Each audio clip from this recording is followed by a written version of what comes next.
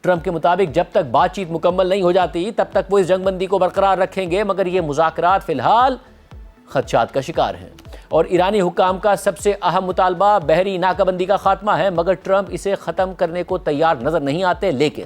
اس کے باوجود ٹرمپ کو اب بھی یقین ہے کہ مذاکرات ہوں گے۔ امریکی اخبار نیو یارک پوسٹ نے آج خود صدر ٹرمپ اور پاکستانی ذرائع کا حوالہ دیتے ہوئے رپورٹ کر دیا ہے کہ اچھی خبر یہ ہے کہ امریکہ اور ایران کے درمیان مذاکرات کے دوسرے دور کا اعلان ممکنہ طور پر جمعے تک سامنے آ سکتا ہے۔ نیو یارک پوسٹ کے مطابق اسلام آباد میں موجود ذرائع نے ایران کے ساتھ ثالثی کی مثبت کوششوں پر کہا ہے کہ آئندہ 36 سے 72 گھنٹوں کے اندر دوبارہ مذاکرات ہونے کے امکانات زیادہ ہیں۔ اور جب اس ممکنہ پیش رفت کے بارے میں ٹرمپ سے سوال کیا گیا تو انہوں نے ٹیکسٹ میسج کے ذریعے جواب دیا کہ یہ ممکن ہے۔ مگر اس ساری صورتحال میں پاسداران انقلاب نے ٹرمپ کی جانب سے سیز فائر میں توسیع کے اعلان پر رد عمل دیتے ہوئے کہا ہے کہ ایرانی فورسز اپنے دفاع کے لیے 100% تیار ہیں۔ اور اب سے کچھ دیر پہلے ایرانی پارلیمنٹ کے اسپیکر محمد باقر قالیباف نے صدر ٹرمپ کے سیز فائر میں توسیع کے اعلان کا جواب دیتے ہوئے کہا ہے کہ ایک مکمل سیز فائر اسی وقت ممکن ہے جب اس کا نیول بلاکیڈ کر کے ساری دنیا کی معیشت کو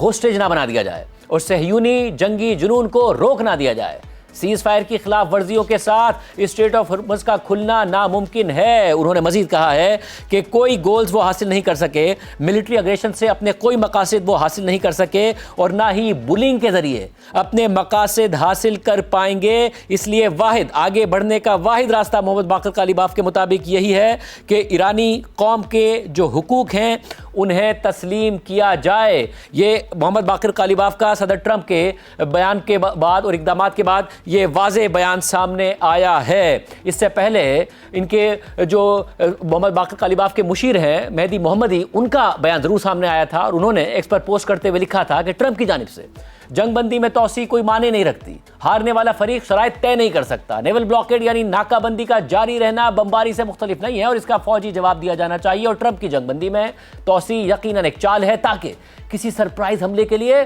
وقت حاصل کیا جا سکے، مگر اب وقت آ گیا ہے کہ ایران خود پہل کرے۔ کل یہ جواب سامنے آیا تھا، محمد باقر قالیباف نے خود جواب نہیں دیا تھا، مگر اب ان کی طرف سے بھی جواب سامنے آ گیا ہے کہ سیز فائر بے معنی ہے جب تک کہ نیول بلاکیڈ ختم نہ کیا جائے، صہیونی جو وار مانگرنگ ہے اس کا اختتام نہ کیا جائے اور اسٹریٹ آف ہرمز کو اس سے پہلے کھولنا ناممکن ہے کہ جب تک کہ سیز فائر کی خلاف ورزیاں ختم نہ کی جائیں۔ جبکہ اقوام متحدہ میں ایران کے سفیر امیر سعید ایراوانی نے کل